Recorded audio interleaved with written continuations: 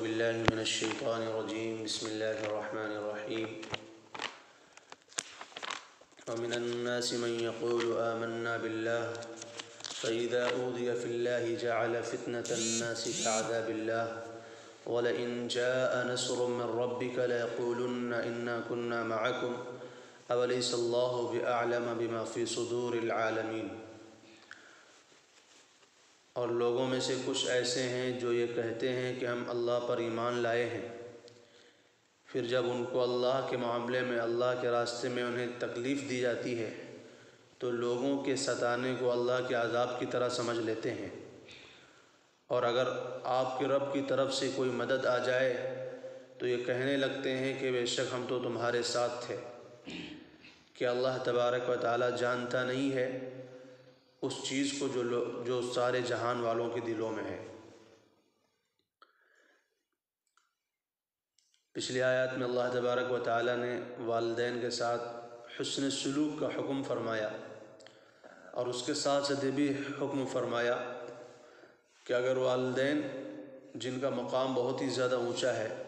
وہ بھی اللہ تبارک و تعالی کے خلاف یا اس کی مرضی کے خلاف کسی بات کا حکم کریں تو ان کی اطاعت نہیں کرنا ہے۔ اس آیت کے اندر اللہ تبارک و تعالی فرماتے ہیں کہ کچھ مسلمان ایسے ہوتے ہیں یا ایمان والے ایسے ہوتے ہیں جو بظاہر کہتے ہیں اپنے آپ کو ایمان لے آئے ہیں، لیکن حقیقت میں ایمان ان کے دل میں اترا نہیں ہوتا ہے۔ اصل میں لوگوں کی تین قسمیں ہیں۔ ایک وہ ہیں جو سچے مسلمان ہوتے ہیں، مسلم ظاہر، صحیح معنی میں مسلمان، اور دوسرے ہوتے ہیں جو کھلم کھلا کافر ہوتے ہیں۔ تو ایک کھلم کھلا مسلمان ہوتے ہیں اور ایک کھلم کھلا کافر ہوتے ہیں۔ پیچھے ان دونوں کا ذکر آ چکا ہے، وَلَيَعْلَمَنَّ اللَّهُ الَّذِينَ آمَنُوا وَلَيَعْلَمَنَّ الْكَاذِبِينَ، وَلَيَعْلَمَنَّ اللَّهُ الَّذِينَ صَدَقُوا وَلَيَعْلَمَنَّ الْكَاذِبِينَ،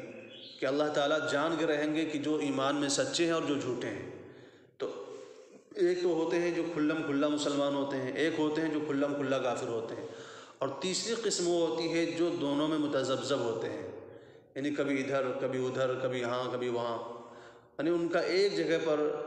رکنا، ایک جگہ پر ٹھہرنا ان کے لیے ممکن نہیں ہوتا ہے۔ ان کو ہماری زبان میں کہتے ہیں منافق۔ منافق اس بندے کو کہا جاتا ہے جو بظاہر اپنے آپ کو مسلمان کہتا ہو لیکن اس کے دل میں ایمان نہ اترا ہو، حقیقت میں وہ مومن نہ ہو، دل میں وہ کیا ہو، اس کے اندر کفر ہو۔ تو اسی کا بیان اللہ تبارک و تعالیٰ یہاں پر فرماتے ہیں۔ دو کا بیان تو پہلے ہی ہو چکا، یعنی کھلم کھلا مسلمان کا اور کھلم کھلا کافر کا۔ تیسری قسم کے لوگ ہوتے ہیں وہ ہوتے ہیں جو نہ ادھر کے ہوتے ہیں نہ ادھر کے ہوتے ہیں، لا الہ ہؤلاء ولا الہ ہؤلاء مذبذبین بین ذلک، دونوں راستوں کے درمیان وہ متذبذب رہتے ہیں، ادھر ہلتے ڈولتے رہتے ہیں، نہ ادھر کا فیصلہ کر پاتے ہیں نہ ادھر کا فیصلہ کر پاتے ہیں۔ تو فرماتے ہیں کہ کچھ لوگ ایسے ہیں جو کہتے ہیں ہم ایمان لائے ہیں اللہ پر، یعنی بظاہر اپنے آپ کو مسلمان کہتے ہیں۔ اب ظاہر سی بات ہے اللہ تبارک و تعالیٰ کی سنت کیا ہے کہ اذا احب اللہ عبدا ابتلاہ، اللہ تعالیٰ جب کسی بندے سے محبت فرماتے ہیں تو اس کو آزمائش میں ڈالتے ہیں، اس کا امتحان لیتے ہیں۔ لہذا اب جب لوگوں کی طرف سے کچھ معاملات آ گئے، کچھ تکلیفیں آئی، کافروں کی طرف سے کچھ محالات پیش آ گئے، تو اب اس کو جو ہے ایسا سمجھتے ہیں جیسا کہ اللہ کا عذاب آ گیا ہو، یعنی پھر وہ واپس جو ہے اپنے پہلے مذہب کی طرف پھر جاتے ہیں، لوٹ جاتے ہیں۔ تو اسی کو اللہ تعالیٰ فرماتے ہیں کہ بظاہر تو کہتے ہیں کہ ہم ایمان لائے ہیں، لیکن جب ان کو اللہ کے معاملے میں کوئی تکلیف دی جاتی ہے تو اللہ تعالیٰ کو چھوڑ دیتے ہیں اور ایسا سمجھ لیتے ہیں کہ گویا کہ لوگوں کی طرف سے جو آزمائش آئی ہے یہ حقیقت میں اللہ کا عذاب ہے، حالانکہ لوگوں کی آزمائش کا اللہ کے عذاب سے کوئی تعلق ہی نہیں ہے، کیونکہ اللہ کا جو عذاب ہوتا ہے اس کو تو نہ کوئی روک سکتا ہے اور نہ ہی اس کی کوئی حد اور انتہا ہوتی ہے، اور لوگوں کی طرف سے جو آزمائش ہوتی ہے اس کو روک بھی سکتے ہیں اور اس کی انتہا بھی ہوتی ہے۔ تو بہرحال اللہ تعالیٰ یہ فرمانا چاہ رہے ہیں کہ جیسے اللہ کے عذاب کے ڈر سے انسان کو کفر سے اور جو ہے فسق و فجور سے انسان بچ جاتا ہے اور نیکی کے راستے پر آ جاتا ہے، کس لیے؟ اللہ کے عذاب کے ڈر سے کہ اللہ کا عذاب میرے اوپر نہ آ جائے۔ تو اسی طرح انہوں نے کیا کیا لوگوں کی طرف سے جو حالات پیش آئے، لوگوں کی طرف سے جو مشکلات پیش آئیں، اس کے ڈر سے جو ایمان کو چھوڑ دیا، اور انہوں نے بظاہر کیا کہ ایک تو یہ ہے کہ ہم ایمان لاتے ہیں تو لوگوں کی طرف سے تکلیف اٹھانی پڑتی ہے، دوسری یہ ہے کہ ہم ایمان نہیں لاتے ہیں تو اب ہمیں آخرت کا عذاب جھیلنا پڑتا ہے۔ تو انہوں نے لوگوں کی تکلیفوں سے بچنے کے لیے، دنیا کی تکلیفوں سے بچنے کے لیے آخرت کا عذاب خرید لیا۔ تو اسی کو اللہ تعالیٰ فرماتے ہیں کہ جب ان کو اللہ کے راستے میں تکلیفیں دی گئیں، مطلب وہی ہے کہ لوگوں کی طرف سے حالات پیش آئے، کبھی جنگ کا معاملہ، کبھی کچھ معاملہ، تو کافروں کی طرف سے جو حالات پیش آئے تو انہوں نے لوگوں کے عذاب کو اللہ کے عذاب کی طرح سمجھ لیا، حالانکہ اللہ کے عذاب کا لوگوں کے عذاب سے کیا تعلق ہے؟ یعنی اللہ کا جو عذاب ہوتا ہے اس کو کہتے ہیں شدید اور مدید دونوں ہوتا ہے، یعنی سخت بھی ہوتا ہے اور دائمی ہوتا ہے۔ لوگوں کی طرف سے اگر بہت زیادہ سخت عذاب دے دیا، مطلب آگ میں جلا دیا، گولی مار دی، تلوار سے قتل کر دیا، تو وہ عذاب سخت تو ہے لیکن ہمیشہ کا نہیں، پھر وہ ایک لمحے کے لیے ہوتا ہے، ایک وقت کے لیے ہوتا ہے، کیونکہ انسان کی دنیا میں حالت کیا ہے، آپ اس کو آگ میں جلا دیں گے، جل کے ختم ہو جائے گا، بات ختم۔ اب جلاتے رہیں اس کے جسم کو کیا فرق پڑتا ہے؟ اس کو روح تو نکل گئی نا، اب جسم کو کوئی تکلیف نہیں ہوتی، گولی مار دیے، جان نکل گئی۔ تو اب عذاب تو سخت تھا، تکلیف سخت تھی، لیکن یہ زیادہ دیر کی نہیں ہے، کچھ دیر کے لیے ہے، جب تک روح نہیں نکل جاتی۔ اور دوسری یہ ہے کہ اگر عذاب لمبا ہو تو سخت نہیں ہوگا، جیسے جیل میں ڈال دینا، قید کر دینا۔ تو اب قید کر دینے میں کیا ہے، عذاب دیر تک تو ہوتا ہے، تکلیف دیر تک ہوتی ہے لیکن سخت نہیں ہوتی ہے۔ لیکن اللہ تبارک و تعالیٰ کا جو عذاب ہے وہ سخت بھی ہوتا ہے اور دائمی بھی ہوتا ہے۔ لہذا جہنم میں جن لوگوں کو جلنا پڑے گا تو ایسا نہیں ہوگا کہ ایک لمحے کے لیے جل گئے، اس کے بعد ختم ہو گئے، مر گئے، چھٹکارا مل گیا۔ وہاں تو موت آئے گی ہی نہیں، اللہ تعالیٰ تو موت کو ذبح کر دیں گے۔ حدیث میں آتا ہے کہ جب جنتی جنت میں چلے جائیں گے اور جہنمی جہنم میں چلے جائیں گے تو اللہ تعالیٰ موت کو ایک مینڈے کی شکل میں بلا کر کے جنتیوں اور جہنمیوں کے درمیان اس کو ذبح کر دیا جائے گا، اور کہا جائے گا یا اہل الجنت خلود بلا موت و یا اہل النار خلود بلا موت، اے جنتیوں ہمیشہ رہو گے، اب موت نہیں آئے گی، اور اے جہنمیوں تم بھی ہمیشہ رہو گے، اب موت نہیں آئے گی۔ تو دنیا کے اندر آپ کو زیادہ سے زیادہ تکلیف کیا ہو سکتی ہے؟ لوگوں کی طرف سے آپ کو آگ میں جلا دیا گیا، یا آپ کو گولی مار دی گئی، آپ کو تلوار سے قتل کر دیا گیا، لیکن ایک یہ تکلیف جو ہے ایک وقت کے لیے ہے کہ جب تک آپ کی جان نہیں نکل جاتی۔ جان نکل گئی تو تکلیف بھی ختم ہو گئی، لیکن اللہ کا جو عذاب ہوگا آخرت کا وہ ایک وقت کے لیے نہیں ہوگا۔ قرآن کہتا ہے سورۃ الہمزہ میں اللہ تعالیٰ فرماتے ہیں نا التی تطلع علی الافئدہ، آگ اتنی سخت ہوگی، دنیا کی آگ تو جسم کو جلاتی، وہ آگ دل تک پہنچ جائے گی، اور انسان موت موت پکارے گا کہ میری موت آ جائے، اس عذاب سے چھٹکارا مل جائے، لیکن موت نہیں آئے گی۔ تو اس لیے میں نے کہا کہ لوگوں کی تکلیف کے مقابلے، لوگوں کی تکلیف سے بچنے کے لیے اگر کوئی انسان ایمان کو چھوڑ دیتا ہے تو گویا کہ بظاہر وہ یہ کہنا چاہ رہا ہے کہ ہمیں اللہ کا عذاب گوارا ہے، لوگوں کی تکلیف گوارا نہیں ہے۔ اسی کو اللہ تعالیٰ فرماتے ہیں کہ جب اس کو اللہ کے راستے میں تکلیف دی گئی تو اس نے لوگوں کی تکلیف کو اللہ کے عذاب کی طرح سمجھ لیا۔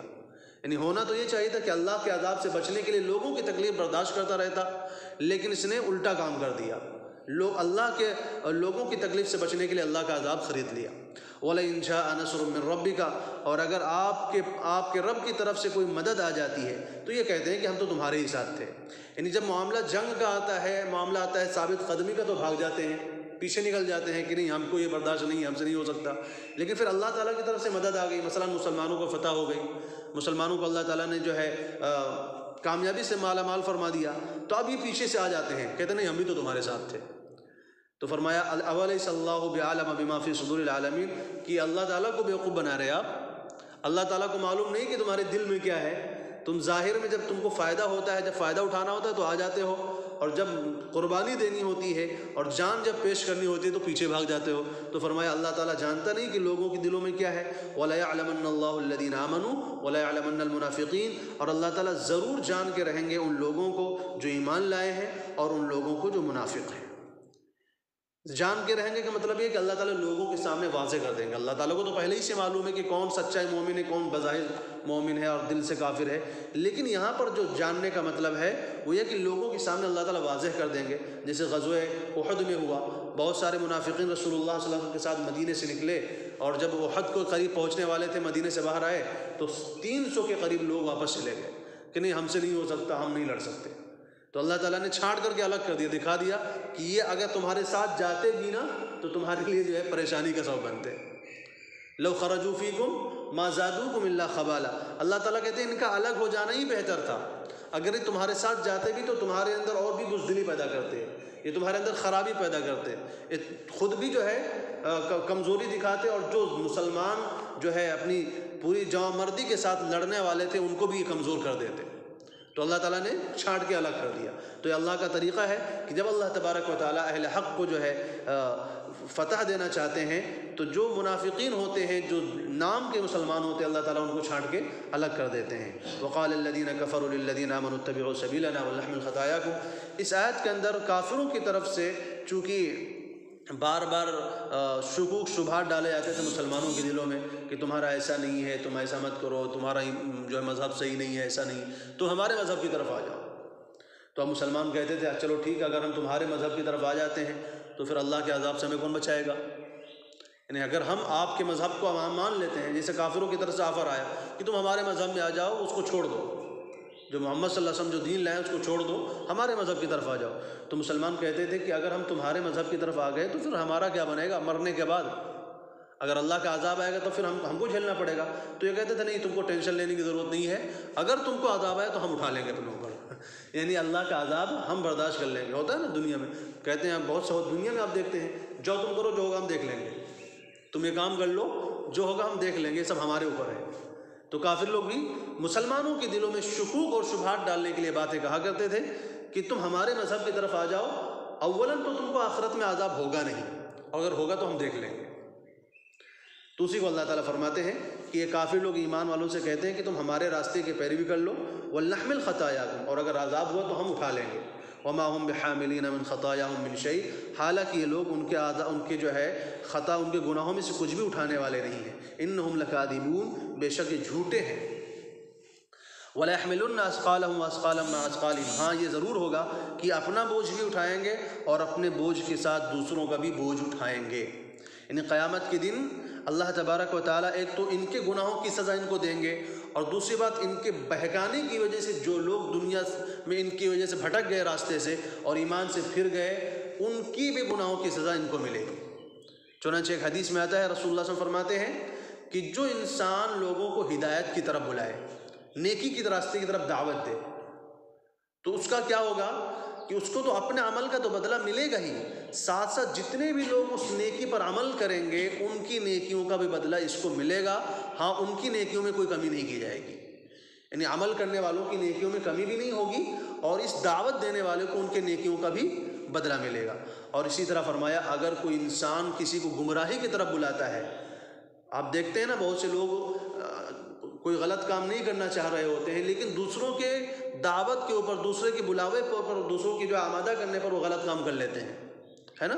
تو اس میں کیا فرماتے ہیں کہ اگر کوئی انسان کسی کو گمراہی کی طرف بلائے اور اس گمراہی کی وجہ سے پھر کیا ہوگا، اس کو اپنی گناہ کا تو اس کو جو ہے سزا بھگتنی ہی پڑے گی، ساتھ ساتھ ان لوگوں کی بھی گناہوں کی سزا بھگتنی پڑے گی جو اس کی جو ہے دعوت کی وجہ سے جو گناہ میں شریک ہوئے ہیں۔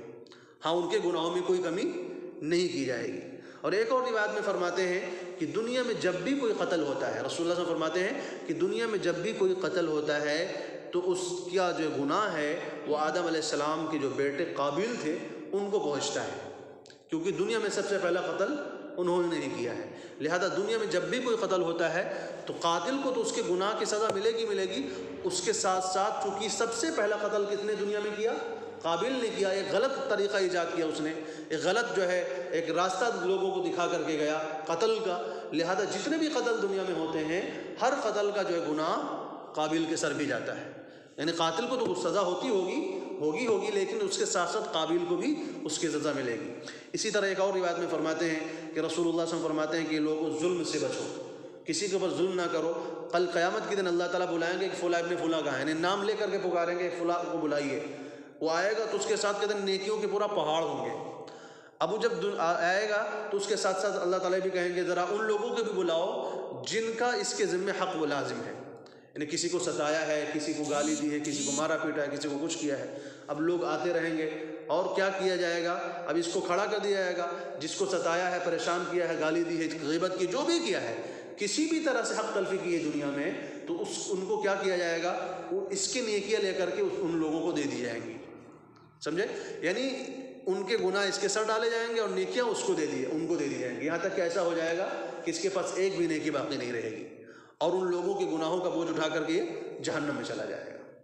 تو اس لیے فرمایا کہ انسان جب کوئی دوسرے کو غلط راستے پر اپنا ڈال دیتا ہے یا غلط راستہ دکھا دیتا ہے تو اپنے گناہ کی تو سزا بھگتتا ہی، ساتھ ساتھ ان لوگوں کی بھی گناہوں کی سزا بھگتتا ہے جو اس کے گمراہ کرنے کی وجہ سے غلط راستے پر چلے گئے ہیں۔ اس لیے فرمایا وَلَيَحْمِلُنَّ أَثْقَالَهُمْ، اور یہ لوگ اس دن اپنا بھی بوجھ اٹھائیں گے، وَأَثْقَالًا مَعَ أَثْقَالِهِمْ، اور اپنے بوجھ کے ساتھ دوسروں کا بھی بوجھ اٹھائیں گے۔ وہی مطلب کہ ان کے گمراہ کرنے کی وجہ سے جتنے بھی لوگ راستے سے بھٹک جائیں گے ان کے گناہوں کی بھی سزا اس کو بھگتنی پڑے گی۔ وَلَيُسْأَلُنَّ يَوْمَ الْقِيَامَةِ عَمَّا كَانُوا يَفْتَرُونَ، اور قیامت کے دن ضرور ان سے پوچھا جائے گا اس چیز کے بارے میں جو جھوٹ گڑھا کرتے تھے۔